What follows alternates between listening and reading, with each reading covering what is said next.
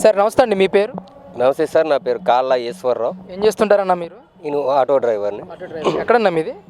One town Vijayawada. Vijayawada. Jaganmohan Reddy garu 2029 ఎలక్షన్కి సంబంధించి ఒక స్టేట్మెంట్ అయితే ఇవ్వడం జరిగింది. మావిగనకి సపోర్ట్ చేస్తే జగన్ కోటేస్తారు, అమరావతికి సపోర్ట్ చేస్తే చంద్రబాబు కోటేస్తారు అని చెప్పేసి జగన్మోహన్ రెడ్డి గారు ప్రకటించారు. అసలు ఒక ఆటో డ్రైవర్గా మీ అభిప్రాయం ఏంటి జగన్ గారి కామెంట్స్ మీద?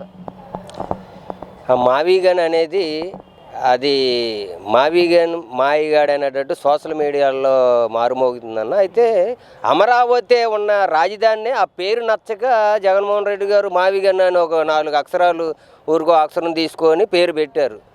అంటే ఇక్కడ జగన్మోహన్ రెడ్డి గారు స్ట్రాటజీ మెయింటైన్ చేయట్లా. గతంలో అమరావతి వద్దన్నారు.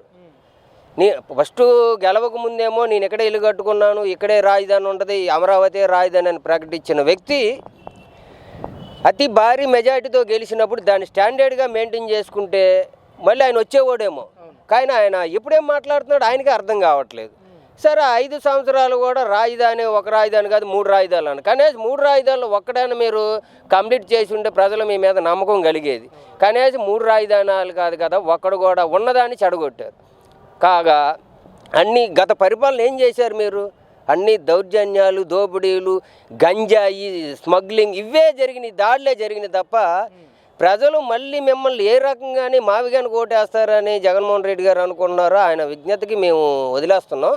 ఒక సామాన్య ప్రజలుగా ఎప్పుడైనా సరే ఒక సీఎంగా చేసిన వ్యక్తి హుందాతనంగా మాట్లాడాలి. ఇప్పుడు అమరావతి డెవలప్ అయితే రేపు పొద్దున్న మీ గవర్నమెంట్ వస్తే అందు మీద వచ్చిన ఆదాయాన్నే కదా రేపు పొద్దున్న మీరైనా ప్రజలకి ఏదైనా చెయ్యాలన్నా ఆదాయం రాకుండా మీరు గండి కొడదామని ఉన్న పరిపాలన ఇంకా అస్తవ్యస్తం చేయాలనే ఆలోచనతో మీరు చేయడం అనేది కరెక్ట్ కాదు. అంటే అన్న ఇక్కడ అమరావతికి ఆల్రెడీ చట్టబద్ధత కల్పిస్తూ 46 పార్టీలు పార్లమెంట్లో దీనికి మద్దతు తెలిపి బిల్లు కూడా పాస్ అయింది.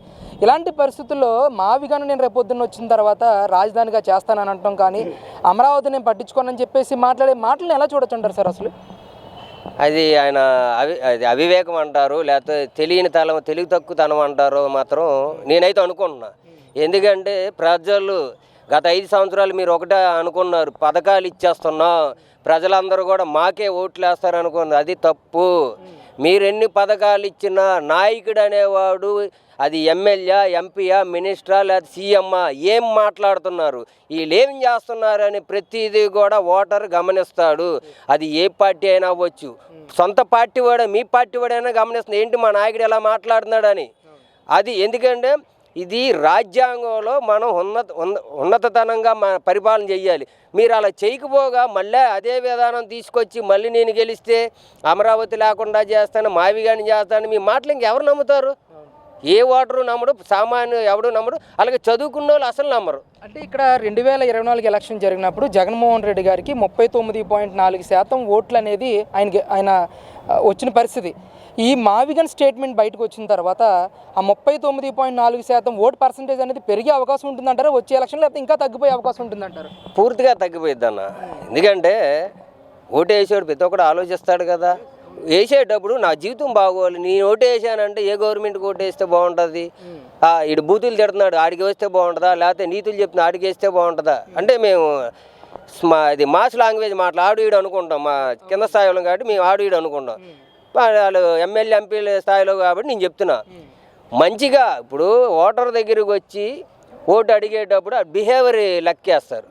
ఏంటి బిహేవియర్ ఏంటి, ఎలాంటోడు, నువ్వు రౌడీల్ని, గంజాయి వాళ్ళని, లేకపోతే మర్డర్లు చేసిన వాళ్ళని, దొంగదానాలు చేసిన వాళ్ళని, లేకపోతే దౌర్జన్యాలు చేసిన వాళ్ళని సపోర్ట్ చేసే వ్యక్తులకి ఎవరు ఓట్లు వేస్తారు? ప్రజలకు భయపడాలి. ఏ ప్రభుత్వమైనా ప్రజలకు భయపడే నాయకుడికి ఓటేస్తారు. ప్రజలకు అనుకున్న పని చెయ్యాలని ప్రజలు కోరుకుంటారు. అలా మీరు దౌర్జన్యాలు చేస్తాము మళ్ళీ నేను వస్తే ఎలాగ మళ్ళీ అదే పరిపాలన ఆల్రెడీ మీకు ఒకసారి ఇచ్చేటప్పుడు దాన్ని మళ్ళీ మీరు మీ నిజ స్వరూపం ప్రజలకు బయటపడ్డాక మళ్ళీ మీరు ఏ రకంగా ఓట్లు వేస్తారని మీ భ్రమపడుతున్నారు మీరు. అంతే. అంటే మీరు ఉన్న 34% లేదా 11 సీట్లు అంటున్నారు చూడు, 1-2 కూడా వచ్చే దాఖలాలు కూడా ఉండవు. ఇదే రకంగా మీరు ప్రెస్ మీట్లు పెట్టి ఇదే రకంగా మీరు మాట్లాడితే మాత్రం ప్రజలు పూర్తిగా ఉన్న శాతం కూడా పోయిద్ది. అంటే రాజధాని విషయంలో జగన్మోహన్ రెడ్డి గారి తీరు మొదటి నుంచి ఏ విధంగా ఉందండి? ఇప్పుడు 3 సంవత్సరాలు ఉంది ఇంకా 2029 ఎలక్షన్. జరగబోయే టైంకి 3 సంవత్సరాలు ఉంది. ఈయన మావిగన్ అనే స్టాండ్ మీదే ఉంటారంటారా, మళ్ళీ మాట మార్చే అవకాశం ఉంటుందంటారా? మీకున్న అవగాహన మేరకు ఏం చెప్తారు? ఆయన ఏది చేయడండి, అస్సలు మావిగన్ కాదు కదా. సీఎం అయిన తర్వాత మళ్ళీ ఆ సీఎం సీట్లో కూర్చొని ఆ సజ్జల రామకృష్ణారెడ్డి మాటలో లేకపోతే ఈ పనికిరాని సలహాదారు మాటలు ఇన్ని రాష్ట్రాన్ని భ్రష్టు పెట్టించి నాశనం చేస్తున్నారు వీళ్ళు. ఇలాంటి ప్రజలందరూ చూస్తున్నారండి. అంటే నేను ఒక్కడనే కాదు, మాలాంటి వాళ్ళు కింద స్థాయిలో 100 మంది మాట్లాడుకుంటాం. ఎవరు ఏం చేస్తున్నారు ఏంటి అని ఆలోచిస్తారు కదా.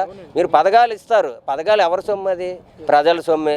ప్రజల సొమ్ము ఇచ్చేటప్పుడు మీరు ఇస్తున్నామని ఫీల్ అయిపోకుండా నేను డబ్బులు ఇస్తున్నాను కదా, నేను ఏదైనా చేస్తాను, ఓటర్ని ఏదైనా అంటాను, లేదా సామాన్యుని ఏదైనా అంటానంటే ఎవడు ఊరుకోడు. ఇక్కడ ఓటేసేటప్పుడు బుద్ధి చెప్తారు. బుద్ధి చెప్పారు, అయినా సరే మీరు మారట్లేదు.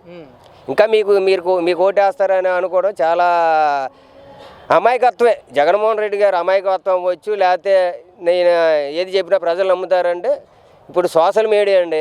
ఇంతకుముందు అండి ఎవ్వడికి ఏమీ తెలియదు. ఇప్పుడు అందరూ తెలియమీరిపోయి ఉన్నారు. సైలెంట్గా వస్తారు, సైలెంట్గా ఓటేస్తారు.